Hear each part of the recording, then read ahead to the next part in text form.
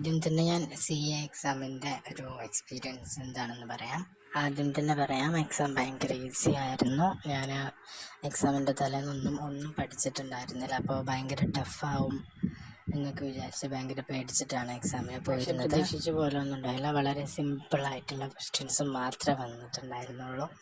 Okay, ഇതാണ് അപ്പം നമ്മുടെ ക്വസ്റ്റ്യൻസ്. ഇത് ഫ്രണ്ട് പേജാണ്.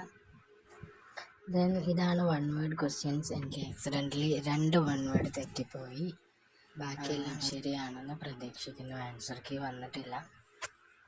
ആൻഡ് ഇതാണ് 2 മാർക്കിൻ്റെ ക്വസ്റ്റ്യൻസും ഭയങ്കര ഈസി ആയിരുന്നു. 3 മാർക്ക് ചെറിയൊരു ബുദ്ധിമുട്ട് എനിക്ക് ഫീൽ ചെയ്തു.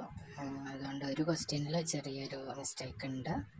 ബട്ട് ഞാൻ ബാക്കിയെല്ലാം നല്ല രീതിയിൽ തന്നെ അറ്റൻഡ് ചെയ്തു. പിന്നെ 5 മാർക്ക് ക്വസ്റ്റ്യൻസ് ഞാൻ 31, 32 ഈ 2 ക്വസ്റ്റ്യൻസാണ് ചെയ്തത്. ഇതാണ് എനിക്ക് ഭയങ്കര എളുപ്പമായിട്ട് ഫീൽ ചെയ്തത്. ഒരു 50 എബവ് ഞാൻ എക്സ്പെക്റ്റ് ചെയ്യുന്നുണ്ട്. ഇനി എന്താവും എന്നറിയില്ല. ചിലപ്പോൾ കൂടാം അല്ലെങ്കിൽ കുറയാം, രണ്ടിനും സാധ്യതയുണ്ട്. അപ്പം അങ്ങനെയായിരുന്നു